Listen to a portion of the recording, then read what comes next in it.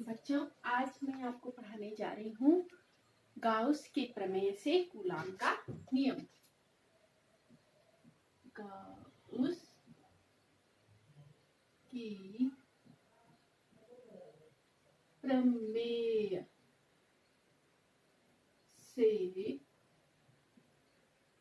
Coulomb का नियम।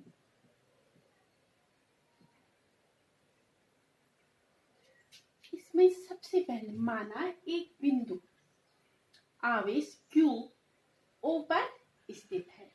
माना यहाँ पे O एक बिंदु है जिस पर प्लस Q आवेश स्थित है, जिसे R दूरी पर एक बिंदु P ले लेंगे। R दूरी पर एक बिंदु P है जिस पर हमें विद्युत क्षेत्र की तीव्रता ज्ञात करनी है। तो सबसे पहले जब भी हम गाउस की प्रमेय से किसी भी पृष्ठ पर तीव्रता निकालते हैं तो सबसे पहले हमें इस गाउसीय पृष्ठ की कल्पना करनी पड़ती है। तो हम सबसे पहले P बिंदु से जाने वाले एक गाउसीय पृष्ठ की कल्पना करेंगे। तो माना एक गाउसीय पृष्ठ जो बिंदु P से होकर जा रहा है उसकी कल्पना करेंगे। ये एक गाउसीय पृष्ठ है, ठीक है। अब हमें पृष्ठ की कल्पना करते समय ये ध्यान रखना चाहिए कि पृष्ठ ऐसा होना चाहिए जिसके प्रत्येक बिंदु पर वैद्युत क्षेत्र की तीव्रता बराबर हो और वैद्युत क्षेत्र तथा क्षेत्रफल सदिश के बीच बनने वाला कोण क्या हो, भी नियत हो। तो आप देख, इसीलिए हमने इस पे गाउसीय पृष्ठ वृत्ताकार गाउसीय पृष्ठ की कल्पना की, क्योंकि वृत्त के प्रत्येक बिंदु पर वैद्युत क्षेत्र की तीव्रता क्या होगी, समान होगी। और तीव्रता समान होगी और इसके पृष्ठ से लंबवत जो क्षेत्रफल सदिश होगा वह भी प्रत्येक बिंदु पर एक समान होगा। अब माना यहाँ पे हम एक छोटा सा क्षेत्रफल लेते हैं। माना ये क्षेत्रफल क्या है, एक छोटा सा क्षेत्रफल लेते हैं ds। अगर इस पूरे पृष्ठ का क्षेत्रफल ऐसे, यहाँ पे हम छोटा सा एक पृष्ठ ले रहे हैं ds।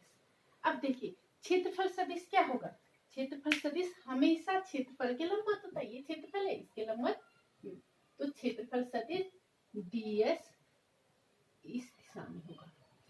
अब हम देखें विद्युत क्षेत्र की तीव्रता, यानी कि बल रेखाएं किधर की ओर हैं। तो प्लस आवेश से बल रेखाएं सदैव बाहर की और होती हैं, यानी कि वैद्युत क्षेत्र की तीव्रता भी इसी ओर होगी, ठीक है। अब हम देखिए इस बंद गाउसीय पृष्ठ से होकर जाने वाला कुल वैद्युत फ्लक्स। गाउसीय पृष्ठ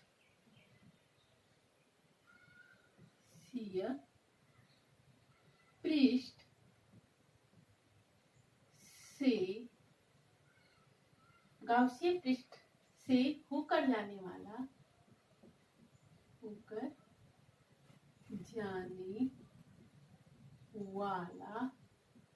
फ्लक्स आपको पता है क्या होता है, phi equal to E dot ds। अब देखिए जो ये पृष्ठ है ये ऐसे छोटे छोटे बहुत सारे पृष्ठों से मिलकर बना हुआ है। तो इनका क्या हो जाएगा, इस पूरे पृष्ठ से प्लस Q आवेश के कारण इस पूरे पृष्ठ से होकर जाने वाला फ्लक्स ऐसे छोटे छोटे क्षेत्रफलों के योग के बराबर होगा। तो पूरा पृष्ठ आ जाएगा। तो पूरे पृष्ठ के लिए क्या करेंगे हम, छोटे छोटे टुकड़ों का इंटीग्रेशन। तो इंटीग्रेशन ऑफ होल परिपथ बराबर E dot ds cos theta. अब थीटा क्या है, थीटा है वैद्युत क्षेत्र की दिशा और क्षेत्रफल सदिश के बीच बनने वाला कोण। तो हम जानते हैं प्लस आवेश से विद्युत क्षेत्र सदैव प्लस आवेश से विद्युत विद्युत क्षेत्र सदैव बाहर की ओर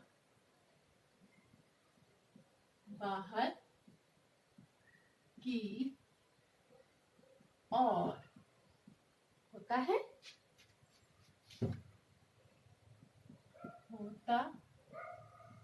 है तथा क्षेत्रफल सदिश क्षेत्रफल के लंबवत तथा क्षेत्रफल सदिश क्षेत्रफल के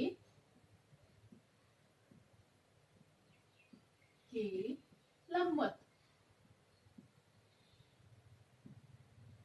अर्थात E और ds के बीच बना कोण कितना है, अर्थात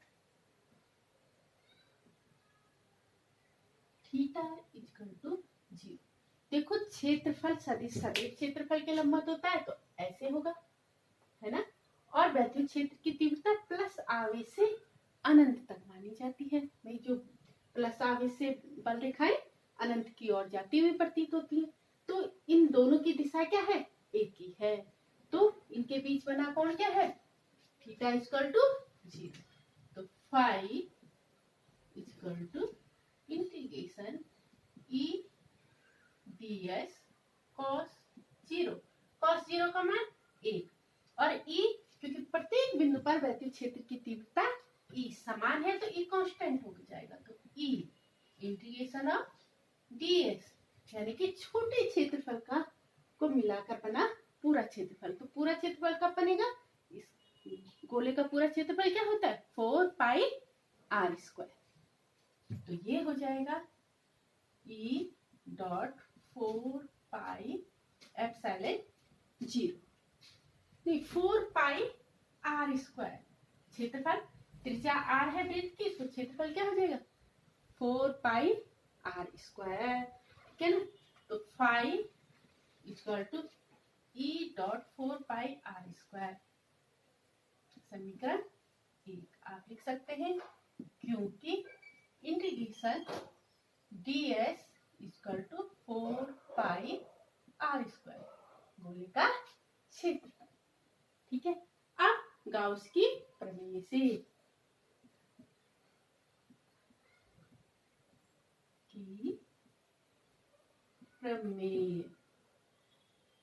क्या है, गाउस की प्रमेय से गुजरने वाला कुल फ्लक्स क्या होता है, कुल आवेश का 1/एप्सिलॉन 0 गुना होता है। तो ये हो गया समीकरण 2। अब समीकरण 1 और 2 से, समीकरण 1 व 2 से देखो ये भी 5 है ये भी 5 है, तो ये एक दूसरे के बराबर हो जाएंगे। E dot 4 pi r square बराबर q अपॉन एप्सिलॉन 0। तो E बराबर क्या हो जाएगा 1/4 pi epsilon 0 q upon r square. और ये क्या है, r दूरी पर वैद्युत क्षेत्र की तीव्रता का सूत्र। अब माना मैंने क्या किया, बिंदु P पर एक बिंदु आवेश परीक्षण आवेश Q0 रख लिया, तो इस पर एक बल का अनुभव होगा, है ना। तो यदि बिंदु P पर परीक्षण आवेश प्लस Q रखें तो यदि बिंदु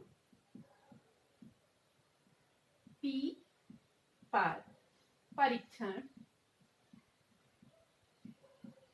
आवेश Q0 रखें तो उस पर एक बल कार्य करेगा, तो उस पर बल F इक्वल टू, हम जानते हैं वैद्युत क्षेत्र की तीव्रता E equal to F upon होता है Q, तो F equal to Q0 E। अब हम यहां से ऊपर से इस समीकरण 3 मान लो, समीकरण 3 से E का मान रखने पर समीकरण 3 से F बराबर हो जाएगा 1/4πε0 cube Q0 upon R square. और यही क्या है? कूलाम का नियम है। यही कूलाम का नियम है। तो गाउस की प्रमेय से कूलाम के नियम का निगमन। इसके लिए सबसे पहले क्या करेंगे आप? भाई फिर से सुन लो। Q आवेश है प्लस आवेश, इससे R दूरी पर आपको वैद्युत क्षेत्र की तीव्रता निकालनी है। गाउस की प्रमेय से अगर आपको वैद्युत क्षेत्र की तीव्रता निकालनी है तो आपको एक गाउसीय पृष्ठ की कल्पना करनी पड़ेगी। तो हम P से होकर जाने वाले गाउसीय पृष्ठ की कल्पना करते हैं, जिसके प्रत्येक बिंदु पर वैद्युत क्षेत्र की तीव्रता और क्षेत्रफल सदिश थीटा के बीच बनने वाला कोण क्या है? नियत है। हमें ऐसे ही पृष्ठ की कल्पना करनी पड़ती है। अब इस पृष्ठ से होकर जाने वाला कुल फ्लक्स परिभाषा से क्या होता है? वैद्युत क्षेत्र की तीव्रता E और क्षेत्रफल सदिश के गुणनफल के बराबर। तो फाई इक्वल टू, अब क्योंकि ये छोटे छोटे ऐसे क्षेत्रफलों से मिलकर बना है तो इंटीग्रेशन होगा। तो phi equal to integration E dot ds। अब E ds cos थीटा। अब थीटा मैंने पहले ही कहा है, वैद्युत क्षेत्र की तीव्रता E और क्षेत्रफल सदिश ds के बीच बना कोण क्या है? शून्य है। तो हम cos 0 रखेंगे तो cos 0 का मान 1 होता है। तो phi equal to E integration ds। अब ds क्या है? क्षेत्रफल है, किसका है? संपूर्ण गोले का। तो गोले का क्षेत्रफल क्या होता है? 4πr square. हम 4πr square E dot 4πr square रख लेंगे समीकरण नंबर 1। उसके बाद गाउस की प्रमेय से कुल फ्लक्स क्या होता है? कुल आवेश का एप्सिलॉन 0 गुना। तो आवेश क्या है? प्लस Q बटे एप्सिलॉन 0 गुना। दोनों ही फाई है तो फाई को क्या कर लेंगे? इक्विवेलेंट कर लेंगे और फिर हमारा E का मान निकल आएगा। अब वैद्युत क्षेत्र की तीव्रता E आ गया। अब हम अगर कोई परीक्षण आवेश इस बिंदु P पर लाते हैं तो उस पर एक बल का अनुभव होगा और वह बल होगा F इक्वल टू Q0E। अब आप E का मान रख लीजिए तो आपको कूलाम का F equal to 1/4πε0 cube Q0 upon R square प्राप्त हो जाएगा। तो ये गाउस की प्रमेय का लास्ट क्वेश्चन, गाउस की प्रमेय से कूलाम के नियम का निगमन। तो गाउस की प्रमेय वाला चैप्टर समाप्त हो गया।